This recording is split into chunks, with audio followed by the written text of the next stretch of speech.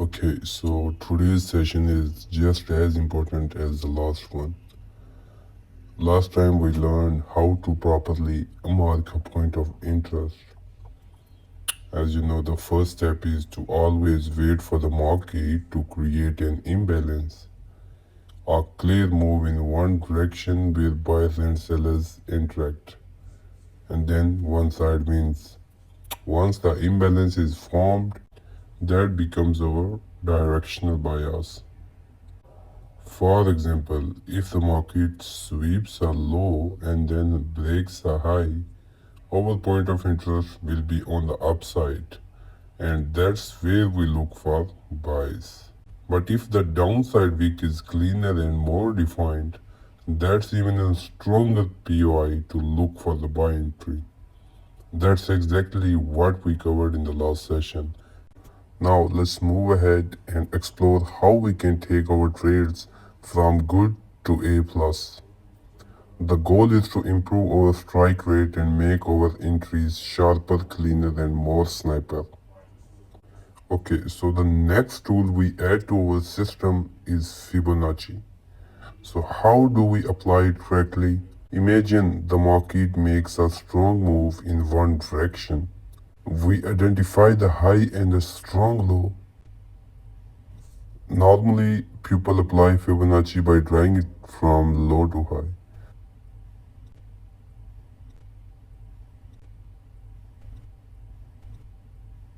The key levels we pay attention to are 50, 61, 70, and 80. Some traders also use 78 in place of 80, and that's perfectly fine. Now, what's the difference? The 80 level often gives more sniper entries, very precise, but sometimes the market won't come back that deep and your trades can be missed.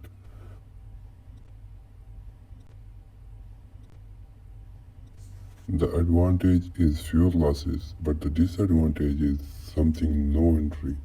That's why we consider all four levels 50, 61, 70, and 80 as our Fibonacci zones. Also, many traders apply Fibonacci from A to B, and that method is not wrong.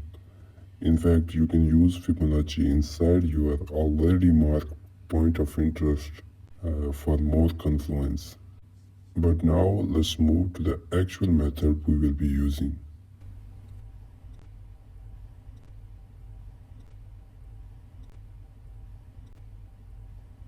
Okay, when the market is imbalanced, it moves strongly in one direction. Inside that move, there will always be one candle that carries the most momentum, the most volume. For example, let's say the market pushes bullish from a low to a high. Out of all those candles, we look for the one that shows the strongest momentum, the candle with the highest volume. Now, here's the key. We only apply Fibonacci on that momentum candle, especially if it is close to our point of interest. So imagine this. We have a point of interest, POI, the market takes off from there, and within that move, one candle stands out as the strongest. That's the candle where we will anchor our Fibonacci. For example, this is our momentum candle, the one that drove price upward with volume. So here's what we do. We fit the body of the candle from low to high. For example, this is the open and this is the low. This is the high and this is the close. What we simply do is we fit the Fibonacci body to body from the open or close of the candle. Normally we fit the body from low to high. Once we have fitted the body, we look at the levels that align with our point of interest. For example, let's say our point of interest is here and the 61% level matches with it. That becomes our entry level. From that 61% zone, we can execute the trade with confidence. Now, the level that is closest to our point of interest or directly attached to it will be our entry level. Basically, we could enter directly from the point of interest itself, but if we want to refine this further and make the process more mechanical, we simply place a Fibonacci on the candle with the highest volume. Then, whichever fib level aligns with the point of interest, whether it's 61, 70, or 80%, that's where we take our entry. This way, our system becomes more mechanical and rule based. We know exactly where to enter. Next, if we move to the real price section, to the live market, we will see plenty of example of this. So let's go ahead and check the latest price action.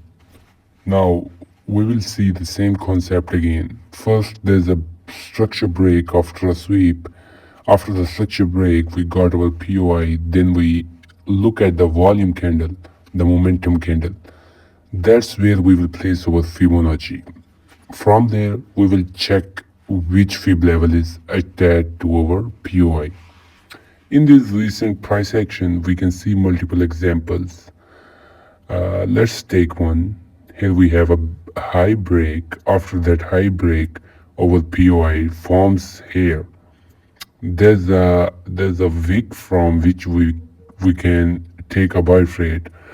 From this point, the market made a bullish move of almost 250 pips. To refine this setup and make it more mechanical, we identify the momentum candle. The candle with the most volume.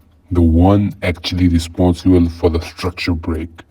That's the candle where buyers were injected into the market. So we focused on that candle, especially its body. Now what you will do is place the Fibonacci from the body's low to high, opening to closing, body to body. Now check which fib level aligns with the POI. Is it 50? No. Although here we did see some reaction from 50, it was.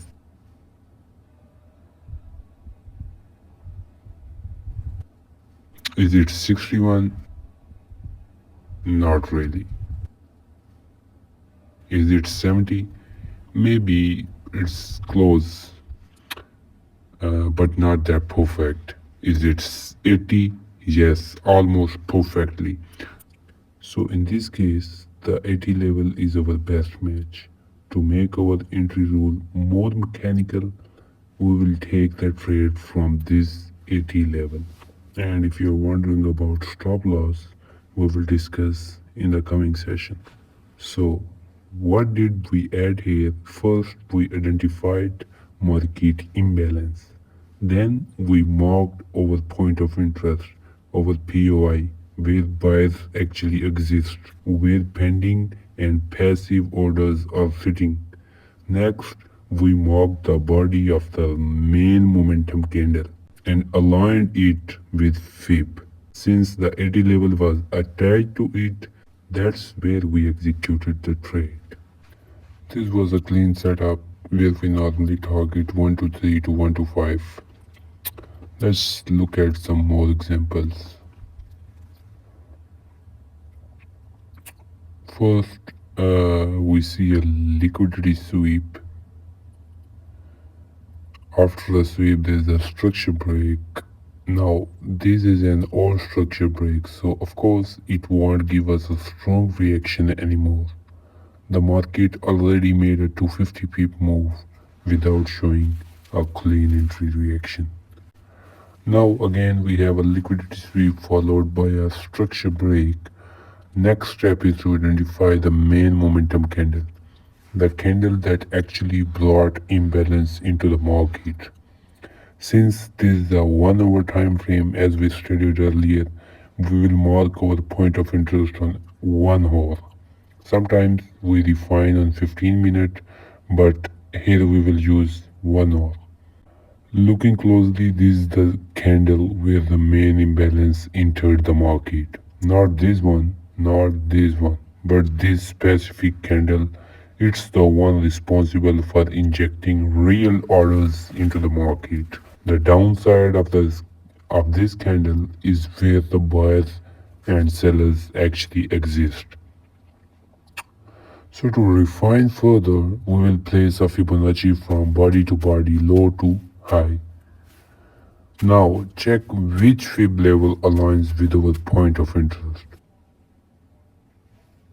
50? No. 61? No. 70? No. 80? Not exactly, but it's the closest. So in this case, you can either enter directly from 80 or take entry from the point of interest itself. Both are valid if you take the 80 level entry. Stop loss placement will depend. We will cover SL rules in the upcoming sessions. But at minimum, you can target 1 to 3 and ideally up to 1 to 5. This way, by marking the fib body to body and aligning it with your point of interest, you make your entries much cleaner and more mechanical. Okay, let's move to the last price action where we identified some trades. Here we had a high break with liquidity sweep and our point of interest was clearly shown. Now looking at the candles, this is the main momentum candle. Not this one, not that one. The imbalance actually started after this candle. Before it, orders were already being injected, but this is the candle where real volume entered the market. So we fit the Fibonacci body to body from low to high. Now notice something important. Almost all levels 50, 61, 70 and 80 align with our POI. That means we have a multiple valid entry points attached to the same POI. The question is which one should we choose now? 50, 61, 70 or 80? The answer is very simple. Any level that attached to the POI is valid, but for the cleanest one and the most sniper execution, you refine to the wick. In this case, the wick aligns closest with the 70 level. So an entry from 70 gives you the best precision. And as you can see, the market tapped this level and directly smashed into 1 to 5 order.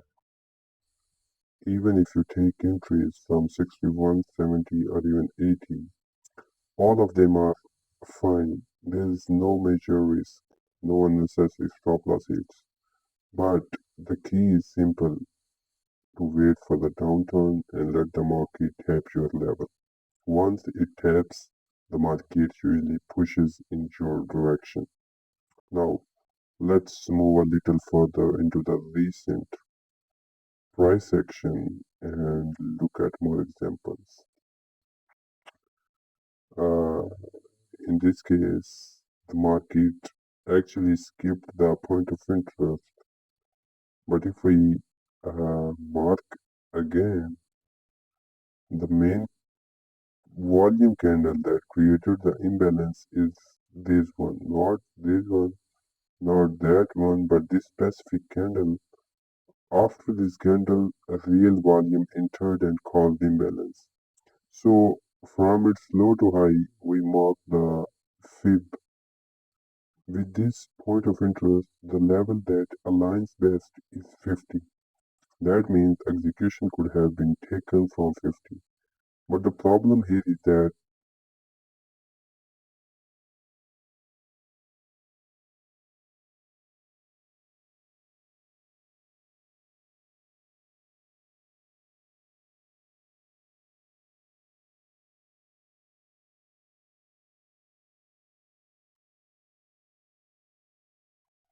here's another example. The market broke this low and our point of interest was formed here. The market has not tapped it yet, but the point of today's session is to show you how to correctly mark the fib and momentum candle. Now let's identify where our main volume candle is. Is it here? No.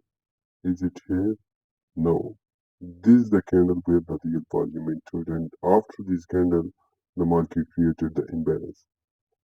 So from the low to high of this candle, we mark our fib body to body. Now, when we check the levels, we see that the 50 level is aligned with our point of interest.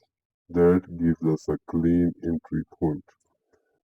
But actually, the trade here was missed, and that's completely fine. Missing trades is also a part of trading.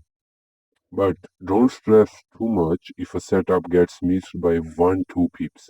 Sometimes this happens because of the chart provider. For example, TradingView data can have slight difference compared to the original MT5 broker feed. So while on TradingView it looks like the market missed your point of interest by a pip or two. On MT5 it might have tapped it and perfectly given the move. That's why backtesting is super important. If you backtest properly, you will see much cleaner results. Sometimes your trading view feed won't match exactly, but MT5 live price data is usually more accurate.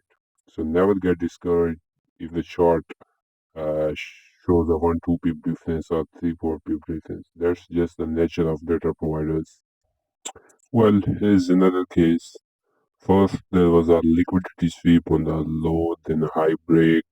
After that, the market dipped into a point of interest, which was here, and from here it pushed upward. Now, to make this system more mechanical and reliable, what do we check? First, we identify the major volume candle, and in this case, it's this one, not this candle, not that one, but this exact momentum candle where the imbalance was created. Then from the low, the body's low to the high, we place our fib. Now we check which level aligns with our point of interest. Here it's the 50 level, neither 61 nor 70 nor 80. It's 50 that's lining up cleanly with our point of interest. So our plan is simple. Execute the trade from 50 level, keep a proper stop loss and target at least 1 to 3. If the setup plays out perfectly, you can even stretch the target up to 1 to 5. Normally, we aim for the 1 to 5 risk to reward, which is why our daily target is also set as 1 to 5. Now, if you look at the previous figure, there was a major imbalance candle. When we mark it body to body, the level comes at 70. That's where the imbalance gap lies, and from there, the market drops. If we analyze the frame, it looks like this. We had a POI and the level attached to it was at 70, not at 61 or 50. So the correct entry would be from 70. Now, if you take the trade directly from the point of interest, you will face drawdown and won't get a clean execution. But if you enter from the fib level, your entry becomes mechanical. Your execution improves and reaching a 1 to 5 risk to reward ratio becomes much easier. Also, many times market will give you more than 1 to 5 risk reward ratio, but we will stick to the 1 to 5 target because that's the core objective of our system. Later on, you can modify as per your personality, but currently stick to it. And always remember, patience is a weapon and execution is a skill. If you master both, the market has no choice but to reward you. See you in the next session. The conclusion of this session is don't chase the market, let the market come to your level. That's the difference between a trader and a gambler.